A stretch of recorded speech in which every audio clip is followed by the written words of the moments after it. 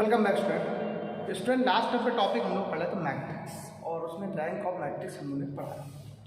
आज मैं आपको रैंक ऑफ मैट्रिक्स निकालने के और भी बहुत सारे मेथड बताऊंगा, नॉर्मलाइजेशन बताऊंगा, ट्रांसफॉर्मेशन से भी इसको क्वेश्चन कर सकते हैं तो और यहाँ पे क्वेश्चन कैसे और सरल कर सकते हैं। तो मैंने आपसे कहा था ट्रांसफॉर्मेशन करना बड़ा इंपॉर्टेंट होता है। तो इसमें एक फॉर्म होता है नॉर्मल फॉर्म। क्वेश्चन आता है नॉर्मल फॉर्म या कैनोनिकल फॉर्म से, तो मैं आपको नॉर्मल फॉर्म से क्वेश्चन बताऊंगा। बहुत बढ़िया है, रैंक निकालने का नॉर्मल फॉर्म होता है। ये ध्यान रखिएगा, नॉर्मल फॉर्म क्या मैं बता रहा हूँ, नॉर्मल फॉर्म या इसी को कैनोनिकल फॉर्म भी कहते हैं।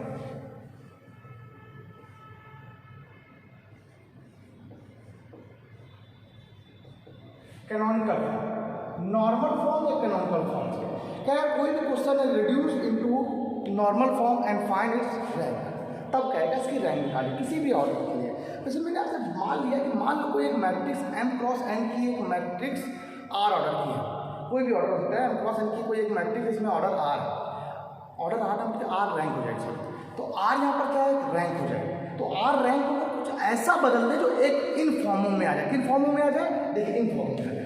मान लिया वो ऐसे बन जाए, मान लिया m क्रॉस n की जो मैट्रिक्स हो जाए वो i r ऐसे करेंगे।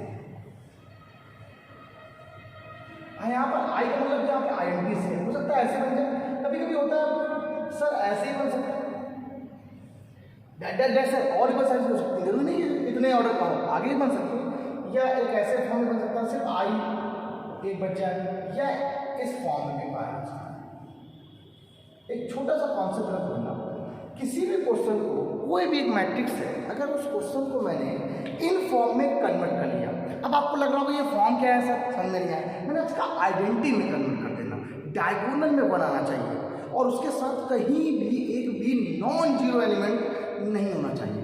फॉर एग्जाम्पल जैसे मैंने आपसे क्या कहा कि मान लिया आपको क्वेश्चन है वन के साथ यहाँ पर 0 0 0 जिस भी ऑर्डर का है, इसके नीचे भी 0 0 0 ही होंगे, लेकिन साथ में इसके नीचे ना तो 1 बनेगा, ना 2, ना 3, ना 4, कुछ भी नहीं, ना इसके साथ हाँ डायगोनल में 1 हो सकता है, ठीक है। तो ये 0 हो जाएंगे सारे, मान लो ये हो जाए, तो इसको हम लोग क्या बोलेंगे, नॉर्मल फॉर्म कहेंगे। हो सकता है सर कुछ ऐसे बन सकता है 1 0 0 0, तो ये भी नॉर्मल फॉर्म हो गया।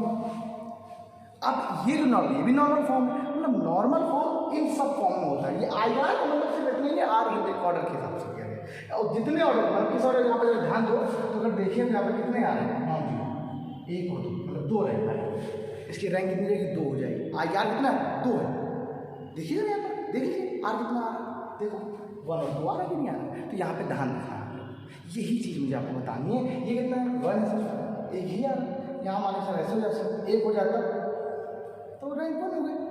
कभी कभी सर ये लगता है 1 और 0 तो भी देखो रैंक 1 हो जाएगी, कोई दिक्कत नहीं। मतलब आपको ये ध्यान रखना है किस ऑर्डर का है, I1 I2 I3 I2 order का है, I1 ऑर्डर का है, 1 1 ऐसे बोलते हैं ना, ऐसा आपको याद होगा ना, तो I1 I2 तुम लोग ऐसे लिखते याद है, तो 1 0 0 1 क्लास 12 में आपने पढ़ा होगा इसमें आपने, तो बस ऐसे लिखा जाता है। तो इन सब क्वेश्चनों को ऐसे कन्वर्ट करना ही क्या कहलाता है, नॉर्मल फॉर्म कहता है, या इसे कैनोनिकल फॉर्म भी कहते हैं। अब इसका रूल क्या होता है, प्रोसेस कैसे करते हैं, कोई दिक्कत नहीं। इस क्वेश्चन को जब सॉल्व करते हैं इनमें, तो यहाँ पर रो और कॉलम दोनों मेथड यूज किया जाता है। यहाँ पर कोई ऐसा कुछ नहीं कि आपको सिर्फ एलिमेंट्री मेथड यूज करना है, यहाँ पर जो भी मेथड ट्रांसफॉर्मेशन होगा वो रो एंड कॉलम ट्रांसफॉर्मेशन होगा, रो एंड कॉलम ट्रांसफॉर्मेशन होने वाला है। यहाँ पर रो एंड कॉलम ट्रांसफॉर्मेशन होगा और इससे सॉल्व करके हम लोग को कुछ आइडेंटिटी बनानी है सर, ऐसे इस फॉर्म में लेके आना है। और अगर आप इस फॉर्म में नहीं ला पाते हो, मान लीजिए आप फॉर्म लेकिन 1 1 बना देते हो, ठीक है, अगर आप 1 1 बना देते हो, ठीक है, अगर आपने 1 1 बना दिया और यहाँ पर कुछ नॉन जीरो भी हो रहे हैं, तो हम लोग कहते हैं नॉन जीरो रोज, ठीक है। अगर आप ध्यान दो तो नॉन जीरो रोज यहाँ पर तो 2 हो रहे हैं, अगर ध्यान दो तो यहाँ पर नॉन जीरो 2 रोज है, नॉन जीरो, तो आप तब भी इसका रैंक कितनी करके 2 निकल आती है, तो भी निकल आती है। तो वो जो मेथड होता है वो सिर्फ एलिमेंट्री मेथड होता है, उसको एलिमेंट्री मतलब जो elementary row and column transformation बोलते हैं। लेकिन अगर उसी को थोड़ा और एक्सपेंड कर दिया जाए, सभी जितने भी नॉन जीरो हो जाएंगे सबको जीरो कर दिया जाए, तो फिर वो मैथड बदल जाता है। इसीलिए नॉर्मल फॉर्म, तो हम आपको नॉर्मल फॉर्म बकायदे अच्छे से समझा दे रहे हैं, ठीक। क्वेश्चन देखो जरा बहुत अच्छे से समझाएगा, सीधे क्वेश्चन लेते हैं और सीधे आपको बहुत बेस्ट मेथड से इसको समझाते हैं। क्या है क्वेश्चन, बहुत अच्छा से मैंने लिया है, गजब क्वेश्चन है। ये क्वेश्चन क्या लिया हुआ है, जरा ध्यान दीजिएगा, अच्छा ओके। क्वेश्चन जो दिया गया बहुत बढ़िया है, गजब है। हाँ एक बात और बता देना, अगर आपकी प्रैक्टिस नहीं है तो आप इस क्वेश्चन को कभी लगा नहीं सकते, ये बात ध्यान रखिएगा। इन क्वेश्चनों में प्रैक्टिस होना बहुत जरूरी है। रूल क्या है मैं आपको फिर बता देना, आपको नहीं पता है मैं आपको रूल जरूर बता दूंगा आप लोग को कैसे किए जाते हैं, रूल कैसे ट्रांसफॉर्मेशन थोड़ा सा इजी कैसे किया जाता है। एक्चुअली रूल ये होता है कि आपको हमेशा फर्स्ट एलिमेंट 1 लाना होता है। इस 1 से आप लोग को इन दोनों को पहले 0 करना है, उसके बाद आप लोग को इनको 0 करना, फिर जितने 0 बनाने बना लो। क्या मैंने बोला, इस 1 को पहले यहाँ पर 1 बनाओ, फर्स्ट एलिमेंट आपको कैसा होना चाहिए 1 होना चाहिए। इस 1 से आप इन दोनों को पहले 0 करो, जो भी ऑपरेशन यूज करना चाहो रो ऑपरेशन, और फिर उसके बाद इनको 0 करो। इसके बाद आप लोग इनको जो भी 0 बना सकते हो बनाइए, नहीं बना पा रहे हो ना बनाओ, जो तुम्हारा काम, हम कुछ नहीं कहेंगे। ठीक क्वेश्चन सॉल्व करते हैं। तो R1 तो है ही, तो हम R2 में गए और R2 माइनस R1, और फिर मैं R3 में गया। R3 में ऑपरेशन क्या किया मैंने, R3 माइनस 3 R1 कर दिया, ठीक 0 बना दिया। ध्यान रखिएगा सभी लोग, एक बार यहाँ से क्या जो ऑपरेशन यूज करो उसको यहाँ पर लिख देना, इसमें कोई ऑपरेशन यूज हुआ नहीं, 1 1 1 एंड माइनस। R2 में ऑपरेशन यूज कर रहे हैं, क्या हो रहा है R2 माइनस R1, ये 0 हो गया, ठीक। इसमें यूज कर रहे हैं तो वो R2 माइनस R1 1 2 5 डन। इसमें क्या किया मैंने, R3 माइनस 3 R1 मल्टीप्लाई किया 0, यहाँ 3 से मल्टीप्लाई 1, यहाँ मल्टीप्लाई किया 3 से 2, यहाँ मल्टीप्लाई यहाँ पे किया, देखो सिंपल तरह देखा, 3 से मल्टीप्लाई यहाँ पे किया गया तो माइनस 3 हो जाएगा, दूसरी तरफ 5। बताओ क्लियर हो, जब चीज़ों जरा देखो कितने मजे से ऑप्शन में, ठीक अच्छे से पास निकला है। मैंने कहा ये 0 कर लिए, उसके बाद आपको इनको 0 करना है। आपको इतनी जरूर आओ सर ये दोनों सेम है, चाहो तो इनको 0 कर दो, वही करें 2 बट 2 सारे 0 हो जाएंगे। देखना अब आप गए यहाँ पर C2 में गए, C2 में गए, अब आप C2 में गए तो आपने पहला क्या काम किया, C2 में से C1 को माइनस कर दिया। पहले ये जब 0 करो इनको ये नीचे क्या हो रहा है कोई मतलब नहीं, फिर आप कहाँ पे गए C3 में गए, आप C3 में गए। आप हाँ एक बात और बता दें, बहुत सारे बच्चे क्या करते हैं क्या C2 minus C3 minus C2 कर देते हैं, C4 माइनस, उससे भी क्वेश्चन सॉल्व हो जाता है। लेकिन कहीं क्वेश्चन में आप फंस जाओ। रूल ये होता है कि आपको जो पहला एलिमेंट होता है उससे 0 किया हो हर चीज़ को। ये मान लो R1 मैं चाहता तो R2 माइनस मतलब R3 में से R2 को भी माइनस करके 0 कर सकता था, लेकिन मैंने ऐसा नहीं किया। मैंने क्या कहा, हमने हर एक को R1 से माइनस किया। आप यहाँ पर C2 और C3 C4 जो भी होगा उसको आप हमेशा जिससे करोगे C1 से ही करो, तो क्वेश्चन चाहे लंबे हो जाए लेकिन गलत कहीं नहीं हो, फंसेंगे कहीं नहीं, आपसे कहीं गलती नहीं होगी, चाहे जो भी एक स्टेप बढ़ जाता है हो सकता है कभी क्वेश्चन आपके एक स्टेप छोटे भी हो जाए। चलिए स्टार्ट करें। R3 माइनस क्या कर दिया हमने, R1 C1 कर दिया, सॉरी C3 C4 में क्या किया, C4 प्लस C1 कर दिया। जो आप कर सकते हो जी कर दो, ठीक है। इसको देख के मतलब कि आपका यहाँ से पूरा माइनस करो 0 हो जाता है, बेनिफिट है लेकिन कुछ गड़बड़ हो जाएगा। आप प्लान क्या करके देखना, मैं आपसे नहीं कहूँगी आप ना करो। चलिए तो यहाँ पर कोई ऑपरेशन यूज हुआ नहीं हुआ, C2 माइनस C1 देखो ये 0 बना दिया आपने, जो आपने कहा था। इसको कोई मतलब ही नहीं बनता, ये ऐसे बन रहा है कोई दिक्कत नहीं। इसको फिर इसको इससे माइनस किया है 0 2 और 2 डन हो गया। इसको इसमें जोड़ दिया 0 5 5, अब देखो सेम बन गया। देखिए आप पूरा R2 और R3 बिल्कुल सेम बन गया। घटा दो 0 कर दो, पूरा खत्म करो। आप जाओ R3 में फिर से एक बार आप करो आराम से, और R3 में जाके R2 को 0 कर दो, R2 घटा दो, देखो पूरा 0 बन जाएगा। इसीलिए मैंने ऐसा कॉन्सेप्ट किया कि आपको ध्यान देना। यहाँ पे देखते हैं, ठीक। अब ये पे क्या आपको समझ क्या मैंने क्या लिखा अभी आपने, R3 में R3 माइनस R3 1 0 0 0 डन, 0 1 2 5, और यहाँ पर जब इसको माइनस किया तो 0 0 0 0 कर दिया, 0 0 0 सारे 0 कर दिए। अब आपको छोटी सी चीज़ों को दिखाते हैं, आपको सिखा रहे हैं। अभी आप इनको 0 कर दो तो पूरा नॉर्मल फॉर्म बन जाएगा।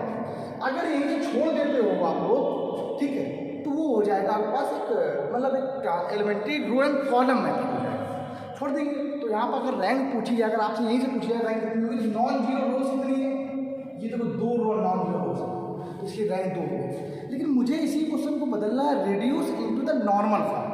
अब अगर नॉर्मल फॉर्म की बात करें तो हम इसको बदलना चाहेंगे, उसको 0 करना पड़ेगा। मैंने आपसे कहा था 1 के साथ कहीं भी अगर बगल कोई भी नॉन जीरो एलिमेंट नहीं आना चाहिए, कोई भी डायगोनल में आ जाए बस, लेकिन यहाँ देखो 1 के साथ होगा तो ये नॉर्मल फॉर्म नहीं है, ठीक। हाँ, नॉर्मलाइजेशन जरूर है, ट्रांसफॉर्मेशन जरूर है। तो अगर मैं यही से अगर बताऊँ तो रैंक इसके आपका क्यों आ रही है, क्योंकि इसको नॉर्मल फॉर्म है, not normal form, not normal form. अब मुझे इसको नॉर्मल फॉर्म में बदलना है, अभी मैं बदल रहा हूँ, अभी और कर रहा हूँ सीधा, ऐसा नहीं कि मैंने रूल नहीं बताया, वही बात चल रहा है। तो अब मैंने यहाँ पे क्या किया, मैं गया फिर से एक बार कहाँ पर C2 में, C3 में गया और C3 माइनस 2C1 कर दिया, जिससे ये टर्म को 0 बन जाएगा। फिर मैं एक बार गया C4 और C4 माइनस क्या कर दिया 5C2 कर दिया, C2 बेटा। ओके, देखो क्या क्या, तो एक ही तो वैल्यू आ गई है, वो तो ऐसे ही रहेगी 1 0 0 की ऑपरेशन C2 C3 में हो गए। क्या C2 में कोई ऑपरेशन, नो ऑपरेशन, ठीक। C3 में देखो ऑपरेशन क्या होगा, इसमें इसको माइनस किया है लेकिन 2 से मल्टीप्लाई करा 0, 2 से मल्टीप्लाई 0, 2 से मल्टीप्लाई 0, कोई बात नहीं, खत्म नहीं होगी। यहाँ पर तो 0 ही आने वाला है, यहाँ पर भी क्या आने वाला है, तो जब आप 8 से मल्टीप्लाई 0 हो जाएगा, 0 हो जाएगा। देखिए पूरा बदल गया, अगर ध्यान दो आप लोग, देखो नॉर्मल फॉर्म बदल दिया मैंने, देखिए ये तो ध्यान दो इसको, अगर आप ऐसे नहीं, अगर ध्यान दो ये देखो इतना बस, ये 1 0 0 1 I2 फॉर्म का बन गया। मतलब अगर मैं इसको अगर ध्यान दूँ कंपेयर करूँ तो ये कुछ ऐसा बन गया, कुछ इस फॉर्म में बन रहा है। और मैंने आपसे कहा था यही जो होता है इसी को क्या बोलते हैं, रैंक होते हैं। देन रैंक ऑफ मैट्रिक्स पर तो क्या किस फॉर्म की है, I2 फॉर्म की है, और ये नॉर्मल फॉर्म है, this is the normal form, this is the normal form, इसको नॉर्मल फॉर्म कहते हैं। अब आप समझे नॉर्मल फॉर्म क्या है, कुछ नहीं होना चाहिए 1 के साथ आइडेंटिटी जो एलिमेंट लिखा होगा उस आइडेंटिटी एलिमेंट के साथ कोई भी एक भी नॉन जीरो एलिमेंट ऊपर नीचे, मतलब उसके परपेंडिकुलर नहीं होने चाहिए। मतलब समझ लीजिए 1 है तो 1 के परपेंडिकुलर ऐसे करके देखने पर, क्रॉस करने पर कहीं भी नॉन जीरो एलिमेंट नहीं आना चाहिए, डायगोनल में आ जाए चलेगा, बस वही करना है आप लोग को। लेकिन देखिए मैंने आपको रैंक यहाँ से 2 निकाली है, यहाँ से 2 निकाली है। अगर आपसे सिर्फ रैंक पूछता है तो सर रैंक निकाल लीजिए, तो आप सिर्फ चाहो तो आप यहाँ तक भी सॉल्व कर सकते हो ये भी, लेकिन उसे बोला है also find rank, normal form के साथ रैंक पूछा है तो पहले नॉर्मल फॉर्म करना पड़ेगा फिर रैंक निकालिए। ये क्वेश्चन छोटा सा होगा कॉन्सेप्ट, एक क्वेश्चन और बताते हैं ताकि और चीज़ें अच्छी समझ में आए। देखिए ध्यान रखिएगा, अगर आप कैनोनिकल नॉर्मल फॉर्म नहीं आते तो आप कुछ नहीं कर सकते, ठीक है। एक बहुत अच्छा सा कॉन्सेप्ट था, बेसिक सा, पॉज कर लो वीडियो को और आगे बढ़ो।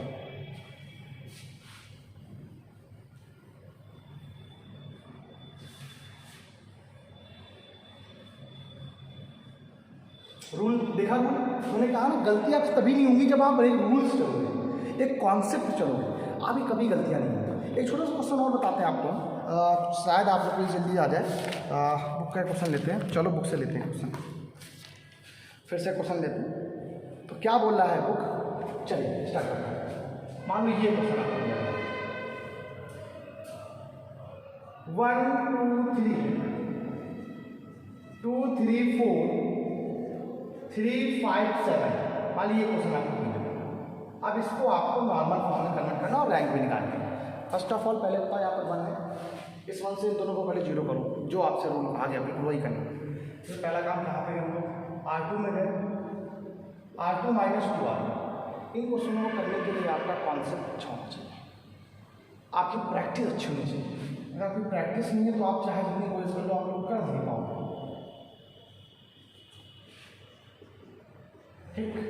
1 2 3, इसमें इसको माइनस किया 0 हो गया, इसमें इसको माइनस किया 2 से मल्टीप्लाई करा माइनस किया तो 3 माइनस 4 माइनस का 1 6 माइनस 2 प्रैक्टिस किया, ये हो जाएगा 0, 6 किया माइनस 1 हो गया। और देखो आराम से अच्छा समझ आ जाएगा।